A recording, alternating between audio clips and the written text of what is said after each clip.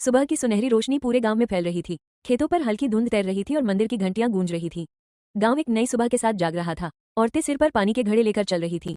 बच्चे मिट्टी वाली सड़क पर हंसते दौड़ते खेल रहे थे। चारों तरफ सुबह की हलचल शुरू हो चुकी थी। गांव के बीच एक पुराना मिट्टी का घर खड़ा था। आंगन में तुलसी का पौधा हवा में झूम रहा था। यही सावित्री देवी का घर था। सावित्री देवी आंगन में बैठकर अनाज साफ कर रही थी। उनके चेहरे पर सख्ती साफ दिखाई देती थी। गांव वाले उनका बहुत सम्मान करते थे। उनकी नजर अचानक पति की तस्वीर पर पड़ी। आंखें हल्की नम हो गई। अकेलापन उनके चेहरे पर उतर आया। अर्जुन सड़क पर एक बुजुर्ग आदमी की मदद कर रहा था। उसके चेहरे पर दया और सम्मान था। गांव में सभी उसे पसंद करते थे। घर पहुंचकर अर्जुन ने मां के पैर छुए। सावित्री देवी ने उसे आशीर्वाद दिया, लेकिन उनका चेहरा अब भी गंभीर था। स्कूल में नंदिनी बच्चों को पढ़ा रही थी। उसकी मुस्कान से पूरा कमरा खुशियों से भर गया था।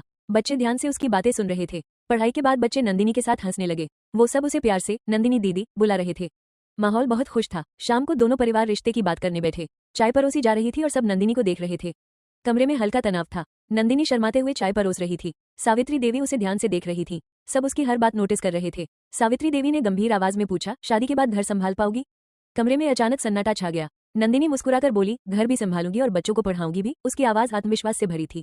नंदिनी की बात सुनकर सावित्री देवी असहज हो गई। उन्हें उसकी सोच पसंद नहीं आई, लेकिन अर्जुन खुश दिखाई दे रहा था। कुछ दिनों बाद शादी का जश्न शुरू हो गया। पूरा गांव रोशनी और संगीत से चमक रहा था। अर्जुन और नंदिनी की शादी धूमधाम से हुई। विदाई में नंदिनी अपने परिवार से लिपट कर रो पड़ी। उसकी मां की आंखें भी भर आईं। भावुक माहौल हर तरफ फैल गया। नंदिनी ने गृह प्रवेश किया। उसने चावल का कलश गिराकर घर में कदम रखा। सबकी नजरें नई बहू पर थीं। नंदिनी ने झुककर सावित्री देवी के पैर छुए। सावित्री देवी ने आशीर्वाद दिया, लेकिन दूरी अब भी महसूस हो रही थी। अगली सुबह नंदिनी रसोई में खाना बना रही थी। चूल्हे की आग जल रही थी। वो सबको खुश करने की कोशिश कर रही थी। सावित्री देवी ने रोटी देखकर गुस्से से कहा, ये कैसी रोटी बनाई है? नंदिनी घबराकर चुप हो गई।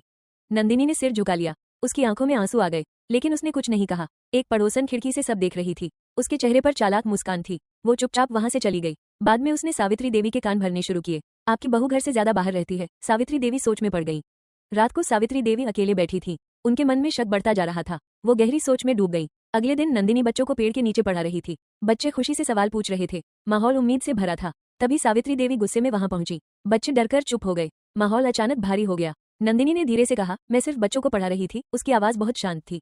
सावित्री देवी गुस्से से चिल्लाई, बहू का काम घर संभालना होता है। आसपास लोग चुपचाप देखने लगे। रात को नंदिनी छत पर अकेले रो रही थी।